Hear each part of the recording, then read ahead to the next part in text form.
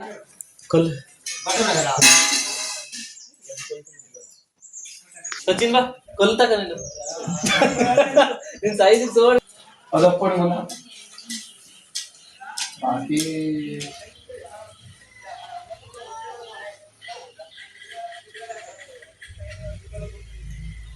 Colours packet ಎಲ್ಲ ಈ ಥರ ಹರಡ್ಕೊಂಡು ಇಷ್ಟಿಗೆ ಬಂದಿದೆ.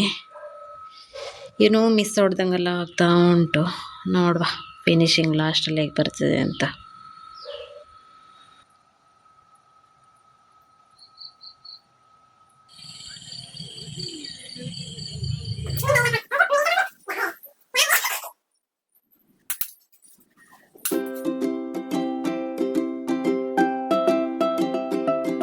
Hi friends, welcome to Honnavara lifestyle YouTube channel. ಈಗ ಮಧ್ಯಾಹ್ನ ಆಗಿದೆ 12:30. ಈಗ ಬ್ಲಾಗ್ನ ಸ್ಟಾರ್ಟ್ ಮಾಡಿದ್ದೀನಿ. ಬೆಳಗ್ಗೆಯಿಂದ ಸಣ್ಣಕ್ಕೆ ವಿಡಿಯೋ ಕ್ಲಿಪ್ಗಳನ್ನ ತಗೊಳ್ತಾ ಇದ್ದೆ. ಏನಂತಂದರೆ ನಾಳೆ ನಮ್ಮದು ವಾರ್ಷಿಕ ಪೂಜೆ ದೇವಸ್ಥಾನದಲ್ಲಿ, ಹಾಗಾಗಿ ಎಲ್ಲ ತಯಾರಿ ನಡೀತಾ ಇದೆ. ಹಾಗೆಯೇ ದೇವಸ್ಥಾನ ಕಮಿಟಿಯವರೆಲ್ಲ ಇವತ್ತೆಲ್ಲ ತಯಾರಿ ಮಾಡ್ತಾಯಿದ್ದಾರೆ. ಸೊ ತುಂಬ ಖುಷಿ ಆಗ್ತಾ ಉಂಟು. ಎಲ್ಲರೂ ಸೇರಿ ಈ ರೀತಿ ಕೆಲಸ ಮಾಡಿ ಒಂದು ದೇವರ ಕಾರ್ಯ ಮಾಡೋದಂದರೆ ಎಷ್ಟು ಖುಷಿ ಅಲ್ವಾ. ಒಗ್ಗಟ್ಟಿನಲ್ಲಿ ಬಲವಿದೆ. ಹೀಗೆ ಇವತ್ತಿನ ವ್ಲಾಗ್ನ ಸ್ಟಾರ್ಟ್ ಮಾಡೋಣ. Let's go. ಈ ವಿಡಿಯೋ ಬಂದು ಮಾರ್ಚ್ 13ನೇ ತಾರೀಕಿನ ದಿನ. ಹಾಗೆಯೇ ಮಾರ್ಚ್ 14ಕ್ಕೆ ನಮ್ಮ ದೇವಸ್ಥಾನದ ವಾರ್ಷಿಕೋತ್ಸವ ಉಂಟು. ಹಾಗಾಗಿ 13ನೇ ತಾರೀಕಿನ ದಿನವೇ ದೇವಸ್ಥಾನದ ಕಮಿಟಿಯವರು ಎಲ್ಲರೂ ಸೇರಿಕೊಂಡು ಪೂಜೆಗೆ ಬೇಕಾಗುವಂಥ ಎಲ್ಲ ತಯಾರಿಯನ್ನು ಮಾಡ್ತಾ ಇದ್ದೀವಿ. ಹಾಗೆಯೇ ಪೂಜೆಗೆ ತಯಾರಿ ಅಂತಂದರೆ ಅಲ್ಲಿ ದೇವಸ್ಥಾನಕ್ಕೆ ತೋರಣ ಹಾಕೋದಾಗಿರ್ಬೋದು, ದೇವಸ್ಥಾನದ ಸುತ್ತಮುತ್ತ ದೇವಸ್ಥಾನವನ್ನೆಲ್ಲ ಸ್ವಚ್ಛ ಮಾಡೋದಾಗಿರ್ಬೋದು, ಹಾಗೆಯೇ ಕುರ್ಚಿ, ಟೇಬಲ್, ಪಾತ್ರೆಗಳನ್ನೆಲ್ಲ ನಮ್ಮ ಮನೇಲಿರುವಂಥದ್ದನ್ನು ದೇವಸ್ಥಾನಕ್ಕೆ ತಗೊಂಡೋಗಿ ಎಲ್ಲ ವ್ಯವಸ್ಥೆ ಮಾಡೋದಾಗಿರ್ಬೋದು. ಹೀಗೇ ತುಂಬ ತಯಾರಿಗಳಿರ್ತದೆ ನೋಡಿ ಒಂದು ದೇವಸ್ಥಾನದ ಫಂಕ್ಷನ್ ಅಂತಂದಮೇಲೆ. ಹಾಗಾಗಿ ಕಮಿಟಿಯವರೆಲ್ಲರೂ ಸೇರಿಕೊಂಡು ಬಂದು ಎಲ್ಲ ತಯಾರಿ ಮಾಡ್ತಾ ಇದ್ದಾರೆ. ಹಾಗೆ ಇದನ್ನೆಲ್ಲ ನೋಡುವಾಗ ಒಂದು ತುಂಬ ಖುಷಿ ಅಂತ ಅನ್ನಿಸ್ತಾ ಇತ್ತು. ಮತ್ತು ಚಹಾ ತಿಂಡಿ ಎಲ್ಲನೂ ಇತ್ತು. ಊಟ ಇರಲಿಲ್ಲ. ಕೆಲಸದವ್ರು ಬಂದವರಿಗೆಲ್ಲ ಅವಲಕ್ಕಿ ಮತ್ತು ಚಾಕಣ್ಣು ಈ ಥರದ್ದೆಲ್ಲ ನಾವು ವ್ಯವಸ್ಥೆ ಮಾಡಿಕೊಟ್ವಿ. ಹೀಗೇ ಫ್ರೆಂಡ್ಸ್ ತುಂಬ ಖುಷಿಯಿಂದ ಎಲ್ಲನೂ ಕೂಡ ಕೆಲಸ ಮಾಡ್ತಾಯಿದ್ರು.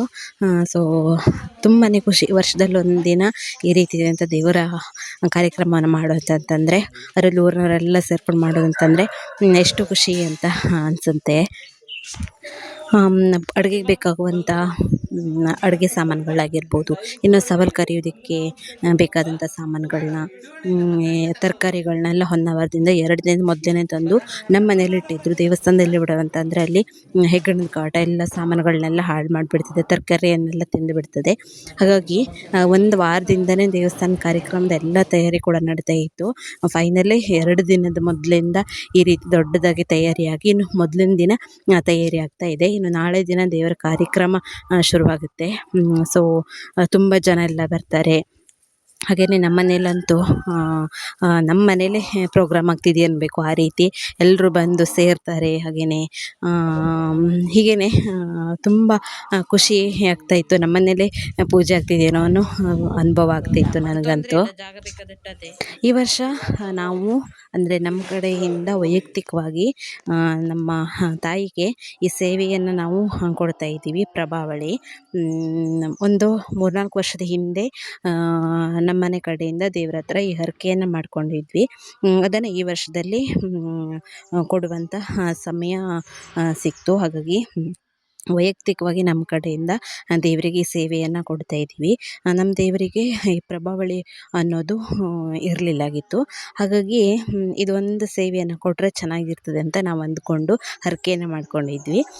ಹಾಗಾಗಿ ಈ ವರ್ಷ ಅಂತೂ ಕೊಟ್ಟೇ ಬಿಡೋಣ, ದೇವರಿಗೆ ಅಲ್ವಾ. ಹಾಗಾಗಿ ಅಂಥೇಳಿ ಈ ವರ್ಷ ಇದನ್ನು ಒಂದು 2 ದಿನ ಮೊದಲೇ ತಂದಿದ್ವಿ. ಒಂದ್ಸರಿ ದೇವ್ರ ಹತ್ರ ಇಟ್ಟು ಕರೆಕ್ಟ್ ಆಗಿದೆಯಾ, ಅಳತೆ ಎಲ್ಲನೂ ಸರಿಯಾಗಿದೆಯಾ, ಅದಕ್ಕೆ ಮತ್ತು ಬೇರೆ ಏನಾದರೂ ವ್ಯವಸ್ಥೆ ಮಾಡಬೇಕಂತೆಲ್ಲ ನೋಡಿಕೊಂಡು ಎಲ್ಲನೂ ವ್ಯವಸ್ಥೆ ಆಗಿ, ಹಾಗೇನಾದರೂ ಕಾಲ ಹತ್ರ ಸ್ಟ್ಯಾಂಡ್ಗಳಾಗಿರ್ಬೋದು, ಸುತ್ತಲೂ ಒಂದು ಸೇಫ್ ಗಾರ್ಡ್ ಥರ ಎಲ್ಲ ಮಾಡಿದ್ದೀವಿ ಹಿಂದ್ಗಡೆ. ಅದನ್ನೆಲ್ಲ ಅರೇಂಜ್ ಮಾಡಿದ್ವಿ ಮೊದಲಿನ ದಿನ ತಂದು. ಒಂದು ದೇವಸ್ಥಾನದಲ್ಲಿ ರಂಗೋಲಿ ಆರ್ಟ್ ನಡೀತಾ ಉಂಟು ನಾಳೆ ಫಂಕ್ಷನ್ಗೆ. ಹೀಗಾಗ್ತದೆ ಅಂತ ಗೊತ್ತಿಲ್ಲ. ಟೋಟಲಿ ಒಂದು ಡಿಸೈನನ್ನು ನೋಡಿದೆ, ತುಂಬ ಲೈಕ್ ಆಯಿತು. ಹಾಗೆ ಇದೇ ಬಿಡಿಸುವ ಅಂತ ಟ್ರೈ ಮಾಡ್ತಾ ಇದ್ದೀನಿ. ಗೊತ್ತಿಲ್ಲ ಹೇಗೆ ಬರ್ತದೆ ರಿಸಲ್ಟ್ ಅಂತ. ನಾನು ಕೂಡ ಕಾಯ್ತಾ ಇದ್ದೀನಿ. ಸೊ ಚೆನ್ನಾಗಿ ಬಂದಿಲ್ಲ ಅಂತಂದರೆ ಬೇಜಾರಾಗಿಬಿಡ್ತದೆ, ಮತ್ತು ಟೈಮ್ ವೇಸ್ಟ್ ಆಗ್ತದೆ. ಏನು ಮಾಡಲಿ ಅಂತ ಯೋಚನೆ ಮಾಡ್ತಾ ಬಿಡಿಸ್ತಾ ಇದ್ದೀನಿ. ನೋಡೋಣ ಫ್ರೆಂಡ್ಸ್, ದೇವರ ದಯೆ ಹೇಗುಂಟು ಅಂತ ರಂಗೋಲಿ ಮೇಲೆ. ಕಲರ್ಸ್ ಪ್ಯಾಕೆಟೆಲ್ಲ ಈ ಥರ ಹರಡ್ಕೊಂಡು ಇಷ್ಟಿಗೆ ಬಂದಿದೆ.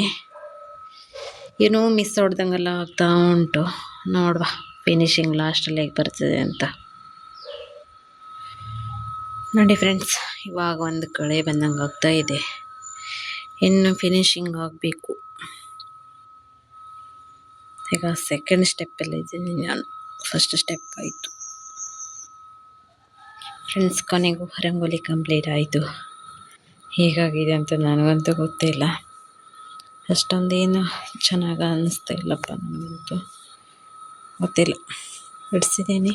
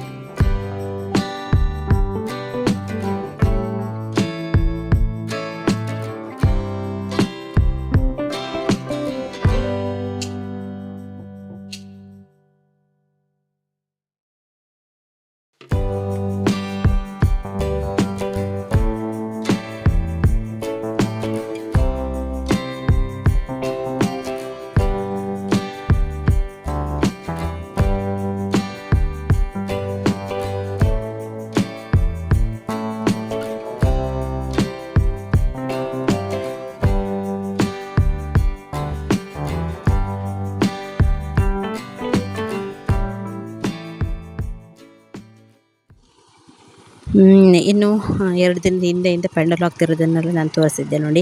ಪೆಂಡಲ್ ಹಾಕಿ ಎಂಟ್ರೆನ್ಸ್ ಮಾಡಿ ಲೈಟಿಂಗ್ಸ್ ಎಲ್ಲ ಹಾಕಿ ಮ್ಯಾಟ್ಗಳನ್ನೆಲ್ಲ ಹಾಕಿ ಈಗಿನೆಲ್ಲ ಅರೇಂಜ್ಮೆಂಟ್ಸ್ ಎಲ್ಲ ಆಗಿದೆ. ಇನ್ನು ರಾತ್ರಿ ಇದೊಂದು 8:30 ಆಗಿತ್ತು 13ನೇ ತಾರೀಕಿನ ದಿನ ನೈಟಲ್ಲಿ. ಹಾಗೆ ಮಾರನೇ ದಿನ ಹೇಗೂ ಕಾರ್ಯಕ್ರಮ ನಡೀತದಲ್ವ, ಹಾಗಾಗಿ ನಾನು ಹೋಗಿ ಒಂದು ರೌಂಡ್ ಲೈಟಿಂಗ್ಸ್ ಇದೆಲ್ಲ ವೀಡಿಯೋ ಮಾಡ್ಕೊಂಡು ಬಂದೆ. ಆಮೇಲೆ ಸುಮ್ಮನೆ ನಾನೊಂದು ಸ್ವಲ್ಪ ದಿನದ ಹಿಂದೆ ಯೋಚನೆ ಮಾಡಿ ಇಟ್ಕೊಂಡಿದ್ದೆ, ನಮ್ಮದು ವಾರ್ಷಿಕೋತ್ಸವದ ದಿನದಲ್ಲಿ ನಾನೊಂದು ದೇವರಿಗೆ ದುಡ್ಡಿನ ಹಾರವನ್ನು ಹಾಕಬೇಕು ಅಂತೇಳಿ. ಅದು ನನ್ನ ಕೈಯಾರೆ ಮಾಡಿ ಹಾಕಬೇಕು ಹೇಳಿ ಅಂದ್ಕೊಂಡಿದ್ದೆ. ಹಾಗಾಗಿ ಅಣ್ಣನ ಹತ್ರ ಬೇಕಾಗುವಂಥ ಐಟಮ್ಸ್ಗಳನ್ನೆಲ್ಲ ತರಿಸ್ಕೊಂಡಿದ್ದೆ. ಆಮೇಲೆ ಈ ಬಾಕ್ಸ್ಗಳನ್ನೆಲ್ಲ ದಾದನ ಹತ್ರ ಹೋಗಿ ತರಿಸ್ಕೊಂಡು ಈಗ ರಾತ್ರಿ ಒಂದು 8:30 ನಂತರ ಶುರು ಮಾಡ್ಕೊಂಡಿದ್ದೀನಿ. ಇದಕ್ಕಂತೂ ತುಂಬ ಕೆಲಸ ಆಗ್ತದೆ ಮತ್ತು ತುಂಬ ಸಮಯ ಬೇಕು. ಒಂದು 3ರಿಂದ 4 ತಾಸಾದರೂ ಬೇಕಾಗ್ತದೆ ಮಾಡಲಿಕ್ಕೆ. ಫೋಲ್ಡ್ ಮಾಡಿ, ಕಟಿಂಗ್ಸ್ ಮಾಡಿ, ಹೀಗೇ ಪ್ರತಿಯೊಂದು ನೋಟನ್ನು ಪಿನ್ ಮಾಡೋದು ಅಂತಂದರೆ ಅಷ್ಟೊಂದು ಈಸಿ ಕೆಲಸನೇ ಅಲ್ಲ, ತುಂಬ ತಾಳ್ಮೆ ಬೇಕಾಗ್ತದೆ. ಹಾಗಾಗಿ ನಾನು ರಾತ್ರಿ ಶುರು ಮಾಡ್ಕೊಂಡಿದ್ದೀನಿ. ಹಗಲಿಡೀ ತುಂಬ ಕೆಲಸಗಳೆಲ್ಲ ಇರ್ತದೆ ಮತ್ತು ಜನ ಎಲ್ಲ ಬರ್ತಾ ಇರೋದು, ಏಳೋದು ಕುಳ್ಳೋದು ಎಲ್ಲ ಆಗ್ತಾ ಇರ್ತದೆ ಅಂತೇಳಿ ಎಲ್ಲ ಕೆಲಸ ಎಲ್ಲ ಮುಗಿಸಿ ರಾತ್ರಿ ಊಟ ಎಲ್ಲನೂ ಮುಗಿಸಿ 9 ಗಂಟೆ ನಂತರ ಶುರು ಮಾಡ್ಕೊಂಡಿದ್ದೀನಿ ನೋಡಿ. ಇವಾಗ ಒಂದು ಕತ್ರಿಯಿಂದ ಹಾರ ಮಾಡಲಿಕ್ಕೆ, ಅಡಿಯಲ್ಲಿ ಕೊಡಲಿಕ್ಕೆ ಈ ಥರ ರಟ್ಟನ್ನು ಪೀಸ್ ಮಾಡ್ಕೊಳ್ತಾ ಇದ್ದೀನಿ. ಸೊ ಉದ್ದಕ್ಕೆ ಮತ್ತು ರೌಂಡ್ ಶೇಪಲ್ಲೆಲ್ಲ ಕಟ್ ಮಾಡ್ತೀನಿ. ಈ ರಟ್ಟನ್ನು ಅಡಿಯಲ್ಲಿ ಕೊಡೋದ್ರಿಂದ ನೋಟ್ಗಳು ಹರಿಯೋದಿಲ್ಲ. ಇನ್ನೊಂದು ರೀತಿಯಲ್ಲಿ ಅಂದರೆ ನಮಗೆ ನಾವು ಯಾವ ಶೇಪಲ್ಲಿ ಹಾಕಿ ಕಟ್ತೀವಿ ನೋಡಿ, ಅದೇ ಶೇಪಲ್ಲೇ ಫಿಕ್ಸ್ ಆಗಿರ್ತದೆ ಮತ್ತು ಇದೊಂಥರ ಸ್ಟ್ರೆಂತ್ ಆಗಿರ್ತದೆ ರಟನ್ ಹಾಕೋದ್ರಿಂದ. ಹಾಗಾಗಿ ಈ ರೀತಿ ನಾನು ಕಟಿಂಗ್ ಮಾಡ್ತಾಯಿದ್ದೀನಿ. ಕೆಲವೊಂದಕ್ಕೆ ಇದನ್ನು ಹಾಕಲೇಬೇಕು ಅಂತ ಏನಿಲ್ಲ, ಆದರೆ ಇದು ಹಾಕಿರೋದ್ರಿಂದ ಬೆಸ್ಟ್ ಅಂತಲೇ ಹೇಳ್ಬೋದು. ನೋಟ್ಗಳೆಲ್ಲ ಡ್ಯಾಮೇಜ್ ಆಗೋದಿಲ್ಲ. ಹಾಗೆಯೇ ಇದಕ್ಕೆ ಸ್ಟೆಪ್ಲರ್ ಇದನ್ನೆಲ್ಲ ವ್ಯವಸ್ಥೆ ಮಾಡ್ಕೊಂಡಿದ್ದೀನಿ. ಸೊ ತುಂಬ ಚಿಕ್ಕ ಕೆಲಸ. ಹಾಗೆಯೇ ದೇವರಿಗೊಂದು ಈ ರೀತಿ ದುಡ್ಡಿನ ಹಾರ ಮಾಡಿದವಾಗಲ ಮತ್ತು ಆ ಹಾರವನ್ನು ಲಾಸ್ಟಲ್ಲಿ ಸವಾಲು ಮಾಡುವಾಗೆಲ್ಲ ಒಂದು ಚೆನ್ನಾಗಿರ್ತದೆ ಅಂಥೇಳಿ ಈ ರೀತಿ ಮಾಡ್ಕೊಂಡಿದ್ದೀನಿ. ಹಾಗೆಯೇ ನೋಡಿ, ಈಗ ರಟ್ಟನ್ನೆಲ್ಲ ಉದ್ದಕ್ಕೆ ಮೇಲ್ಗಡೆ ಬೇಕಾದದ್ದನ್ನು ಕಟ್ ಮಾಡಿ ಇಟ್ಕೊಂಡು ಇವಾಗ ಒಂದು ಮಿಡಲಲ್ಲಿ ಪೆಂಡೆಂಟ್ ರೀತಿಯಲ್ಲಿ ಮಾಡಬೇಕು ನೋಡಿ, ಅದಕ್ಕೆ ರೌಂಡ್ ಶೇಪಲ್ಲಿ ರಟ್ಟನ್ನು ಕಟ್ ಮಾಡ್ಕೊಳ್ತಾ ಇದ್ದೀನಿ ಈಗ.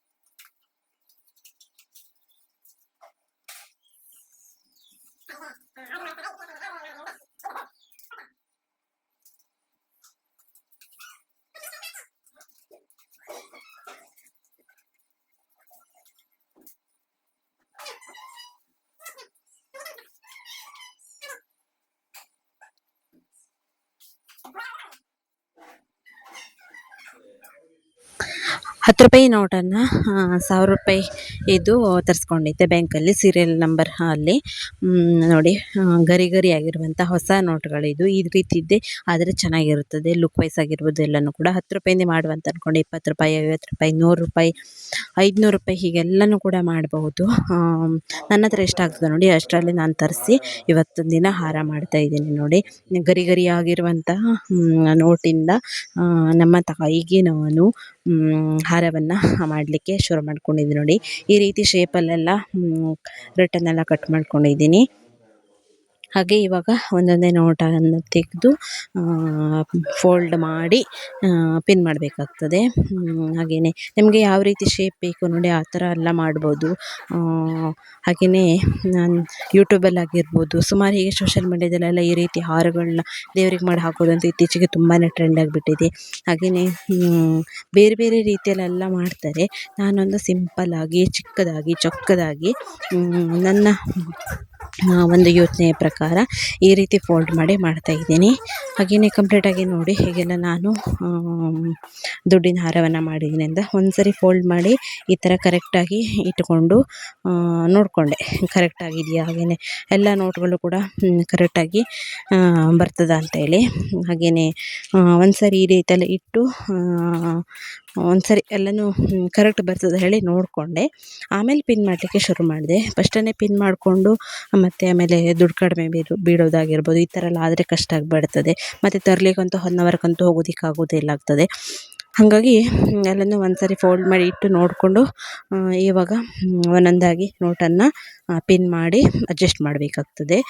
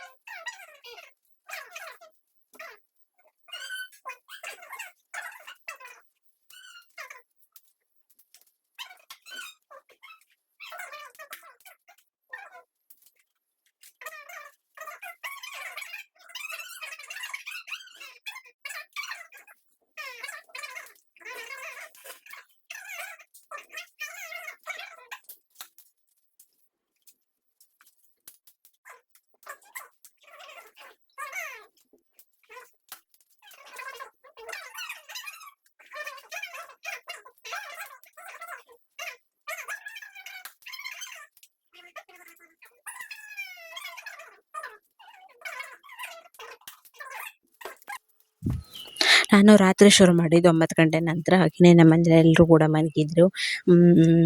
ಹೀಗೇನೆ ನಾನು ರೂಮಲ್ಲಿ ಕೂತ್ಕೊಂಡು ಮಾಡ್ತಾ ಇದ್ದೆ. ಹಾಗೆಯೇ ಇದನ್ನು ಮುಗಿಸುವಷ್ಟರಲ್ಲಿ ರಾತ್ರಿ ಅಂದರೆ ರಾತ್ರಿನಾಗಿ ಬಿಟ್ಬಿಟ್ಟಿತ್ತು. 12 ಗಂಟೆ ಮೇಲ್ಗಡೆ ಒಂದು 90% ಆಗುವಷ್ಟನ್ನು ನಾನು ಇದನ್ನು ಪಿನ್ ಮಾಡಿಕೊಂಡೇ ಮಲಗಿದ್ದೀನಿ. ಇನ್ನು ಮತ್ತು ಮಾರನೇ ಸ್ವಲ್ಪ ಕೆಲಸ ಉಳಿದಿತ್ತು. ಅದಕ್ಕೆ ಕೆಲವೊಂದು ಸ್ವಲ್ಪ ಹೂಗಳನ್ನಾಗಿರ್ಬೋದು, ಈ ಥರದ್ದು ಕೆಲವೊಂದು ಮೈಂಡಲ್ಲೇ ಇಟ್ಕೊಂಡಿದ್ದೆ ಈ ರೀತಿ ಮಾಡುವ ಅಂತೇಳಿ. ಇನ್ನು ಲೇಸ್ಗಳನ್ನ ಹಚ್ಚೋದಾಗಿರ್ಬೋದು, ಹೀಗೇನೆ ಬೇರೆ ಬೇರೆ ರೀತಿಯೆಲ್ಲ ಉಂಟು ಐಡಿಯಾಸ್ಗಳು. ಆ ಥರ ಎಲ್ಲ ಮಾಡ್ಬೋದು. ಹಾಗೆಯೇ ಇಷ್ಟು ಮಾಡಿ ಮಲಗ್ತಾ ಇದ್ದೀನಿ. ಮತ್ತು ಮಾರದಿನ ಪೂಜೆ ಬೇರೆ ಇತ್ತು. ಮೊದಲೇ ಎದ್ದು ಎಲ್ಲ ಕಾರ್ಯಕ್ರಮಕ್ಕೆಲ್ಲ ಹೋಗಬೇಕಿತ್ತು. ಮತ್ತು ಯಕ್ಷಗಾನ ಇದೆ, ಅದನ್ನು ನೋಡಬೇಕಿತ್ತು. ಅದರಲ್ಲೂ 2-3 ದಿನದಿಂದ ನಿದ್ರೆನೇ ಸರಿಯಾಗಿಲ್ಲ. ಹೀಗೆಲ್ಲ ಆಗಿದೆ. ಆದ್ರೂ ತೊಂದರೆ ಇಲ್ಲ ಅಂಥೇಳಿ ಇದಿಷ್ಟನ್ನು ಮಾಡಬೇಕು ಅಂತಂದರೆ ಮಾಡಲೇಬೇಕು ಅನ್ನೋ ಯೋಚನೆಯಲ್ಲಿ ನಾನು ಇದನ್ನು ಮಾಡಲಿಕ್ಕೆ ಕೂತಿದ್ದೆ ರಾತ್ರಿ. ಸುಮಾರು 12:30-1 ಗಂಟೆ ಮೇಲೇ ಆಗಿಬಿಡ್ತು ಇದಿಷ್ಟು ಮಾಡೋದ್ರಲ್ಲಿ. ಸಣ್ಣ ಕೆಲಸ, ಸಮಯ ಆಗೋದೇ ಗೊತ್ತಾಗೋದಿಲ್ಲ ಆಗ್ತದೆ. ಹಾಗೆಯೇ ಇದನ್ನು ಒಂದ್ಸರಿ ನಾನು ಮಾಡೋದಕ್ಕೆ ಕೂತ ಮೇಲೆ ಇದನ್ನು ಮುಗಿಸುವಿನ ನನಗೆ ನಿದ್ರೆ ಅಂತೂ ಬರೋದಿಲ್ಲ, ಮತ್ತು ನೆಮ್ಮದಿನೂ ಇರೋದಿಲ್ಲ. ಹಿಡಿದ ಕೆಲಸವನ್ನು ಮುಗಿಸೋ ತನಕ ನನಗೆ ಸಮಾಧಾನ ಕೂಡ ಇರೋದಿಲ್ಲ. ಹಾಗಾಗಿ ಎಷ್ಟು ರಾತ್ರಿ ಆದರೂ ತೊಂದರೆ ಇಲ್ಲ, ಬೆಳಿಗ್ಗೆ ಆದ್ರೂ ಕೂಡ ತೊಂದರೆ ಇಲ್ಲ. ನಾನು ಈ ಹಾರವನ್ನು ಒಂದು 90% ಆಗುವಷ್ಟು ಕಂಪ್ಲೀಟ್ ಮಾಡಿಕೊಂಡೇ ಮಲಗಬೇಕಿತ್ತು ಅನ್ನೋದು ಮಾಡಲಿಕ್ಕೆ ಕೂಳುವಾಗಲೇ ಫಿಕ್ಸ್ ಮಾಡ್ಕೊಂಡ್ಬಿಟ್ಟಿದ್ದೆ. ಹಾಗಾಗಿ ನನಗೇನು ನಿದ್ದೆನೂ ಕೂಡ ಬರಲಿಲ್ಲ ಸ್ವಲ್ಪನೂ, ಅಷ್ಟು ಸಮಯ ಆದ್ರೂ ಕೂಡ. ಹಾಗೆ ಮಾಡ್ತಾ ಇದ್ದೆ. ಸೊ ಖುಷಿ ಅಂತ ಅನ್ನಿಸ್ತು.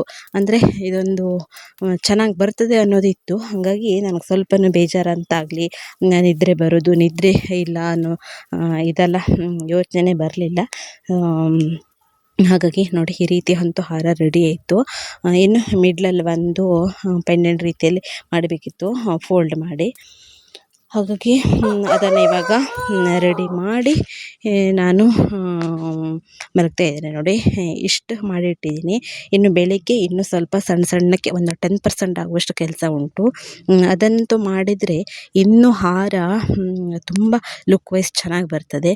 ಸೊ ಅದನ್ನು ನಾಳೆ ಬೆಳಿಗ್ಗೆ ಮಾಡುವಂತ ಅಂದ್ಕೊಂಡು ಇವಾಗ ಇದಿಷ್ಟನ್ನು ಮಾಡಿಟ್ಕೊಂಡು ನಾನು ಮಲಗ್ತಾ ಇದ್ದೀನಿ. ಹಾಗೆಯೇ ಇಷ್ಟೆಲ್ಲ ತಯಾರಿ ಮಾಡುವಷ್ಟರಲ್ಲಿ ಸುಮಾರು ಸುಸ್ತು ಕೂಡ ಆಗಿಬಿಟ್ಟಿತ್ತು. ಹಾಗೆಯೇ ನಾಳೆ ಸಿಗುವ ಪೂಜೆ ದಿನ. ಬಾಯ್.